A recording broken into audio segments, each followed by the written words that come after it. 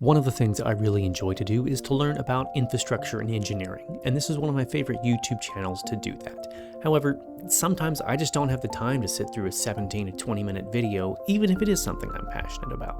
And that's where we can use the power of NotebookLM.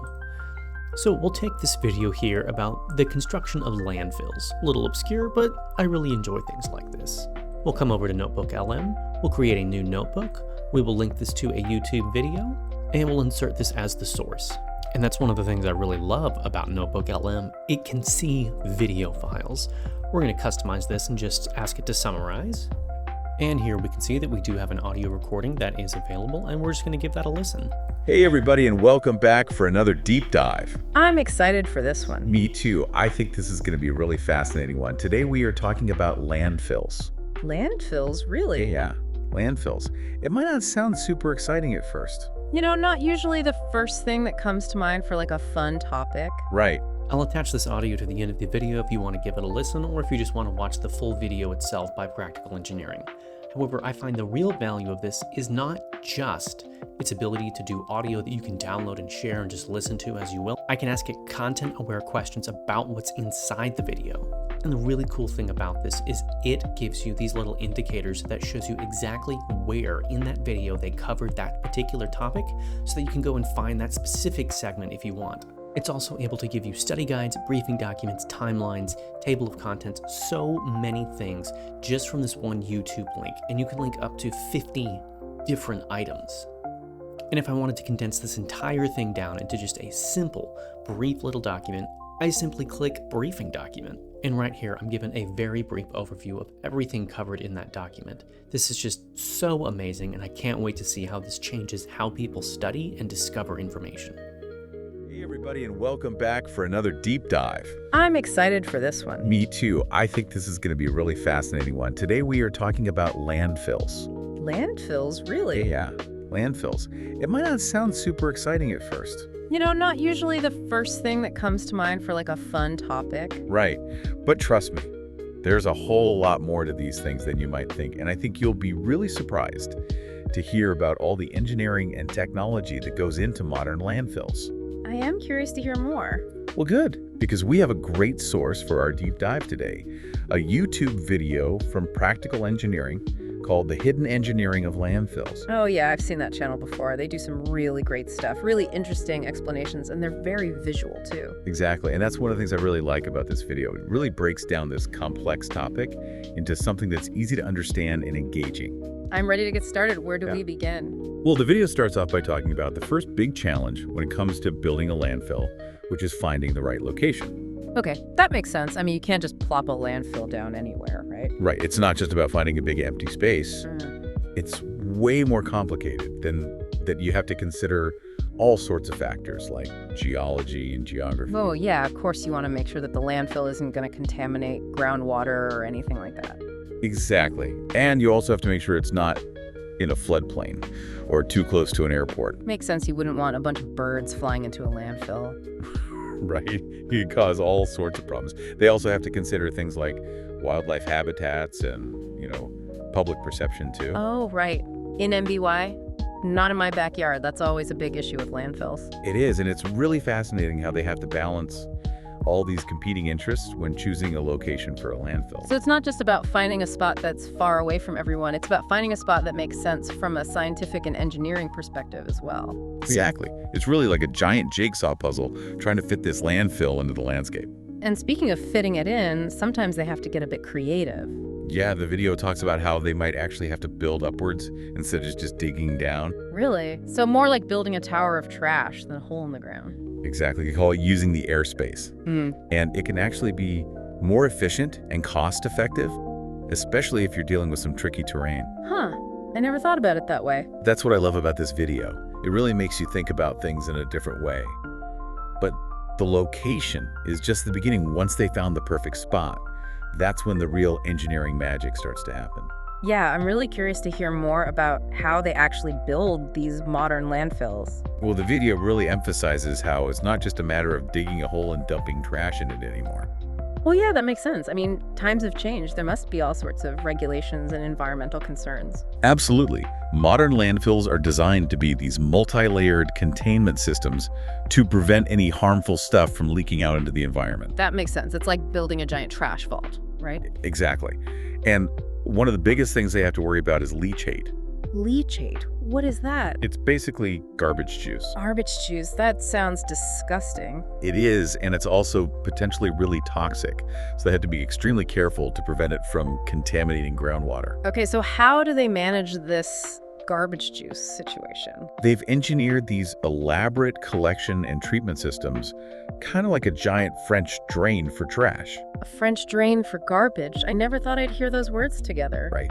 It's pretty wild when you think about it. They have perforated pipes and sumps and even treatment plants, all designed to remove contaminants from this leachate. It's amazing how much engineering goes into something we usually take for granted. Yeah, it's mind-blowing when you really stop and think about it. It's not just burying garbage. It's like managing a whole ecosystem of waste and byproducts. And I bet that's just the tip of the iceberg, right? There's got to be even more to it than just containing the leachate. You are absolutely right. There's a whole other level of engineering that goes into the day-to-day operations of a landfill, like compacting the waste, for example. Oh, right. I've heard about that. But how do they compact it all? Well, they use these massive machines called roller compactors. And these things are basically like something out of a monster movie. What do you mean? They have these giant teeth and blades that crush and compact the garbage to maximize the space within the landfill. Oh, wow. So it's not just like squishing it down with a giant trash compactor or something? No, it's way more intense than that. And it's actually a really important part of environmental stewardship because the more they compact the waste, the less space the landfill takes up. That makes sense. So even packing trash is a science. Exactly. And another important daily task is covering the garbage. Covering it? Why do they do that? It's called daily cover. And it serves several purposes like controlling pests, minimizing odors, and preventing the trash from blowing around in the wind. Oh, yeah. I can see how that would be important, especially if the landfill is near a residential area. Right. And it also helps to reduce the risk of fires, so it's really essential. But wouldn't covering it every day take up a lot of space? That's a good question. And it's something that engineers are constantly trying to optimize. Traditionally, they use soil for daily cover, but that does take up a lot of valuable landfill space. So what are they doing now? They're experimenting with alternative covers like tarps, or even using inert waste materials like foundry sand or shredded tires. Oh, that's interesting. So they're finding ways to reuse waste to cover more waste. Exactly. It's all about trying to find that sweet spot between functionality and efficiency. It sounds like they're doing a pretty amazing job of it so far. I think so too. And we're just getting started. There's a lot more to explore in this video. I'm ready for more when you are. Yeah, it really is amazing how they're constantly innovating and improving this whole process. But even with all these advancements, a landfill can't operate forever.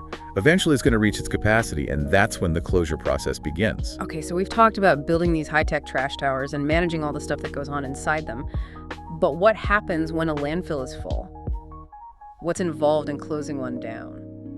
Well, it's not as simple as just locking the gates and walking away. It's a whole other engineering project, almost like building it in reverse. So it's not just a matter of like dumping a bunch of dirt on top and calling it a day? No, it's way more involved than that. They have to create a multi-layered cap to seal it off from the environment to prevent any future leaks or contamination. A cap?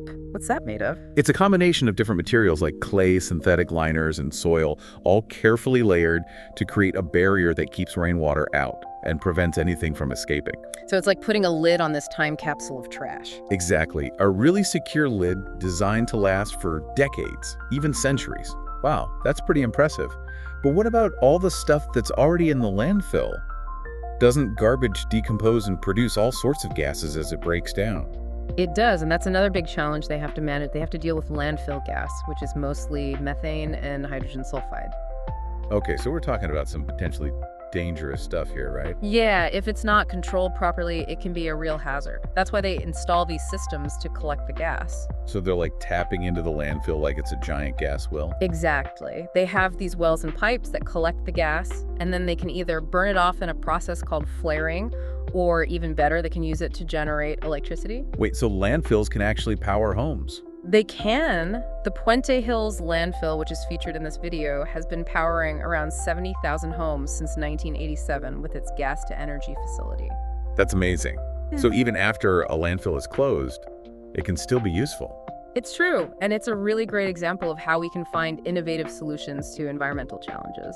And speaking of innovation, did you know that some landfills are being repurposed in some really creative ways? Oh yeah, like what? Well, some of them are being turned into parks and recreational areas. Wait, parks on top of garbage? How does that even work? It sounds a bit strange, Okay.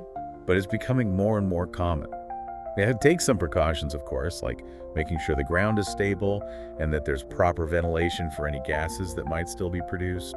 But if they can manage all that, it seems like a really cool way to reclaim this land and turn it into something positive. Absolutely.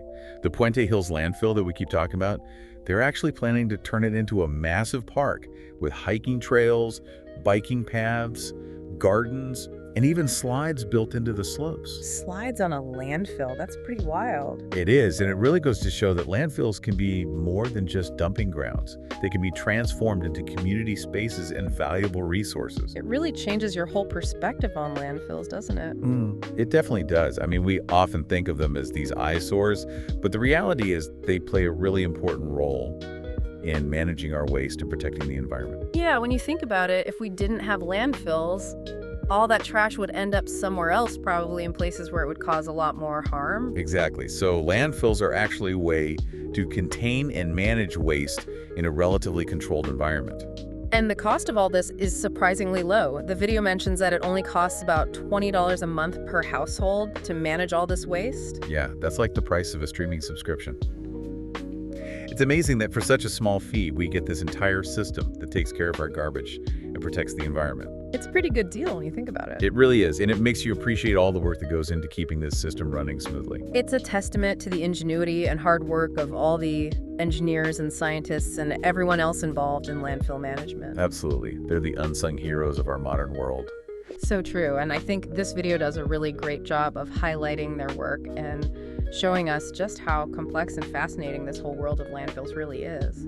Yeah, it's amazing how these deep dives can really change the way you think about everyday things. So we've talked about the present and the past of landfills, but what about the future? What's next for these trash towers?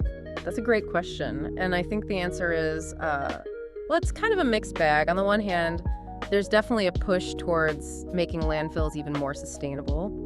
You know, like improving leachate treatment, optimizing biogas capture, developing new materials for those daily covers. Right, so it's all about maximizing efficiency and minimizing the environmental impact. Yeah. But ultimately, wouldn't it be better if we didn't have to send so much waste to landfills in the first place? Absolutely. That's the ideal scenario, right? We need to move towards a circular economy where waste is seen as a resource, not just something to be thrown away. So it's about changing our whole mindset, really. Yeah. Exactly. It's about redesigning products to be more durable and recyclable, embracing things like composting and anaerobic digestion, and really promoting responsible consumption habits. You know, being more mindful of what we buy and how we use things. Right. It's not just about what happens at the landfill. It's about the whole system, from production to consumption to disposal. Exactly. It's about closing the loop. And, you know, what's interesting is that landfills themselves could actually play a role in this transition. Oh, really? How so? Well, they have the potential to become hubs for resource recovery places where materials are sorted and processed for reuse or recycling. So instead of just being dumping grounds, they could become like resource centers. Yeah, exactly. We're already seeing this in some countries where landfills are being integrated with waste-to-energy plants and materials recovery facilities. So it's like a complete transformation of the landfill concept. It's pretty exciting when you think about it. It is. It's a much more optimistic and hopeful way to look at things. This whole deep dive has really been a journey for me. I've gone from seeing landfills as something negative to realizing that they're actually pretty complex and essential, and maybe even key to a more sustainable future. That's what I love about these deep dives. You always learn something new, and it challenges you to think differently about the world around us. Speaking of thinking differently, did you catch that thought-provoking question at the end of the video? Yeah, the one about landfills potentially becoming models for sustainable resource management. Yeah, it was a real head-scratcher for me. I mean, on the one hand, they're dealing with all this waste, but on the other hand, they're also finding innovative ways to manage it and even extract value from it. It's true, and it really makes you wonder if we can apply those same principles to other areas of our lives. You know, finding ways to reduce waste, reuse resources, and close the loop. It's definitely something to think about. And, it all comes back to that idea of changing our mindset, seeing waste as an opportunity rather than a problem. Exactly, and I think that's a great takeaway from this deep dive. Landfills are more than just dumps. They're complex, evolving systems that can teach us a lot about sustainability and resource management. Well said. I think we've covered a lot of ground today, and I have to say I'm really impressed with all the engineering and innovation that goes into modern landfills. Me too. It's clear that a lot of thought and effort goes into making these systems as efficient and environmentally friendly as possible. A big thanks to Practical Engineering for creating such an informative and engaging video, and to all of you for joining us on this deep dive into the fascinating world of landfills. And don't forget to check out the video for yourselves. The link is in the show notes. Keep exploring, keep learning, and we'll catch you on the next deep dive.